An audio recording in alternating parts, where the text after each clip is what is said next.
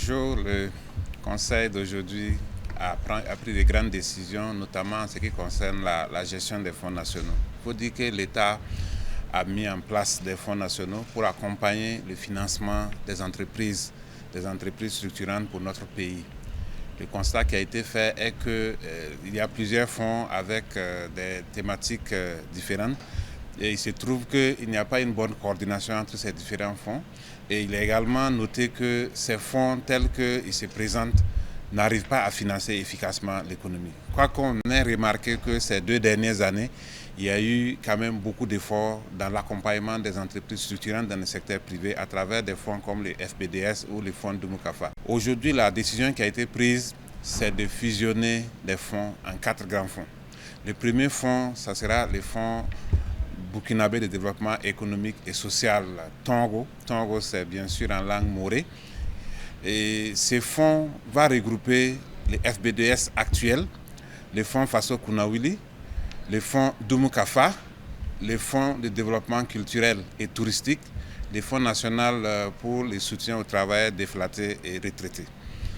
Également, le deuxième fonds, c'est le fonds d'assistance sociale et de solidarité qui va regrouper les fonds d'assistance judiciaire et le fonds national de solidarité et de résilience. Le troisième fonds, c'est le fonds de soutien à l'éducation et à la recherche qui va regrouper 3 fonds, le FONER, le FAFPA et le fonds RID qui est le fonds qui soutient donc la recherche.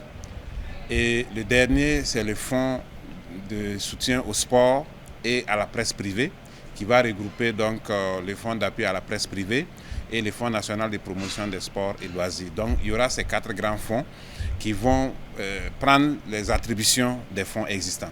Il faut préciser que, étant donné qu'il y avait des fonds qui prenaient en charge des matières données, nous allons créer des guichets dans les nouveaux fonds pour continuer à prendre en charge ces matières, de sorte à ce que, quand vous prenez un fonds comme les fonds d'appui aux activités rémunératrices des femmes, qu'il y ait un guichet dédié pour permettre donc de financer toujours les activités rémunératrices des femmes. Il y a des fonds qui étaient dédiés aux jeunes, il y aura des guichets dédiés pour ces fonds. Il y a des fonds qui étaient dédiés à l'agriculture, comme le fonds Dumukafa, qui était dédié au développement de la chaîne de valeur agricole. Il y aura un guichet pour cela. Alors, il y a un fonds particulier qui est le fonds d'appui, le fonds national de soutien donc, aux travailleurs déflatés et retraités. Il faut dire que pour ce fonds, ce qui se passait, c'est que les travailleurs déflatés avaient des taux préférentiels. Donc, des instructions claires ont été données pour que, quel que soit le guichet où les travailleurs déflatés et retraités se présentent, qu'ils puissent continuer toujours de bénéficier du même traitement préférentiel. Donc cela va permettre à ces retraités d'avoir d'ailleurs beaucoup plus de possibilités parce qu'avant ils n'avaient qu'un seul fonds où ils pouvaient s'adresser, mais maintenant ils pourraient s'adresser à tous les fonds, mais bien sûr aux mêmes conditions qu'ils avaient avant. Ces grandes décisions qui ont été prises vont permettre une meilleure gestion des fonds et une mutualisation de tous les services administratifs. Ils vont permettre aussi de donner plus de capacité aux fonds pour pouvoir financer des projets structurants. Et des instructions fermes ont été données pour que les projets à mettre en priorité soient des projets de transformation, notamment de transformation des produits agricoles, mais également d'autres projets, mais essentiellement axés sur l'industrie, notamment en ce qui concerne donc le Fonds burkinabé de développement économique et social.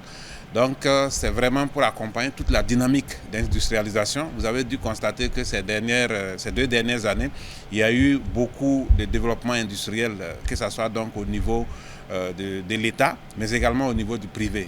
Quand on prend entre 2024 et 2025, le FBDS a injecté plus de 11 milliards pour 10 grandes industries qui ont été accompagnées et qui aujourd'hui arrivent à créer beaucoup d'emplois, à créer de la valeur et à faire en sorte que nous puissions même produire donc, sur place des biens que nous importions avant, donc permettre donc de maintenir nos devises sur place. C'est une dynamique qui est lancée, qui est irréversible et les nouveaux fonds qui vont être des fonds un peu plus forts vont pouvoir accompagner cette dynamique pour permettre le développement donc, du secteur privé à travers les industries que l'État va accompagner et bien sûr à travers aussi des actions que l'État lui-même va mener sur le terrain.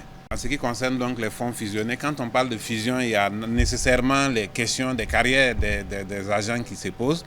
Aujourd'hui, tous les fonds ont soit du personnel recruté, des contractuels, ou du personnel mis à disposition par l'État, donc des structures étatiques.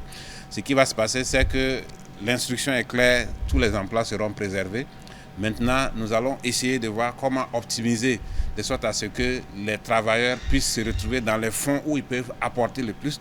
Et s'il y a la nécessité de déployer certains dans d'autres structures de l'État, ça pourra se faire de sorte à ce qu'aucun travailleur ne perde son emploi, mais que les fonds puissent être gérés de façon efficace.